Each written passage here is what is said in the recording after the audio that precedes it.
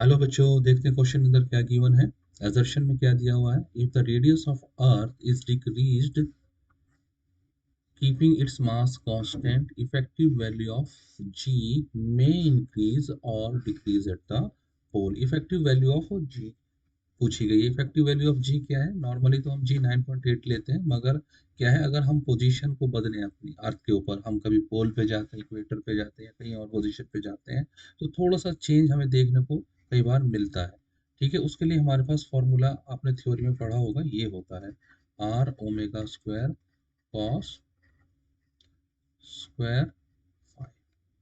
ठीक है, और फाई क्या होता है यहाँ पर? ये सपोज करो अर्थ है, ये रेडियस आर है, और हम किसी भी पोजीशन यहाँ पर है कोई, और ये एंगल फाई है। ठीक है, तो ये एंगल फाई है। अगर हम पोल की बात करें, ये हमारा पोल्स होते हैं, एक पोल ये होता है, एक पोल ये होता है, तो यहाँ पर दोनों ही केसेस में क्या होता है, फाई जो है 90 डिग्री है।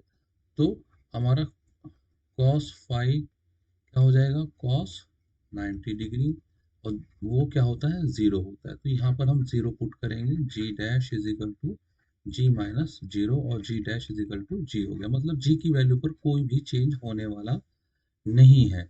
तो यहाँ पर क्या क्या कहा गया है, इफेक्टिव वैल्यू ऑफ जी में इंक्रीज और डिक्रीज एट द पोल। लेकिन जी पोल पर तो कोई भी इफेक्ट न होने पड़ने वाला नहीं है, तो यहाँ पर तो कांस्टेंट रहेगा हमारा जी। तो ये जो हमारा असर्शन में स्टेटमेंट दिया गया है, ये क्या है, हमारा स्टेटमेंट फॉल्स है। ठीक है, अब देखते हैं रीजन में क्या बोला गया है। Value of G on the surface of earth is given by G. अगर कोई भी बॉडी हमारी क्या है, यहाँ पर रखी हुई है, कहीं पर भी रखी है, तो वेट क्या होगा, M G.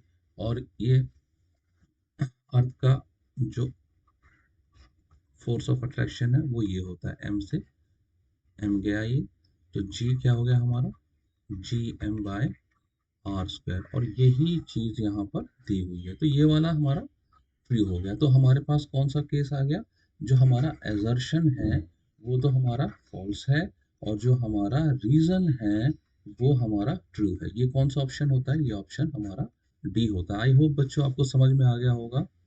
Good luck, bye.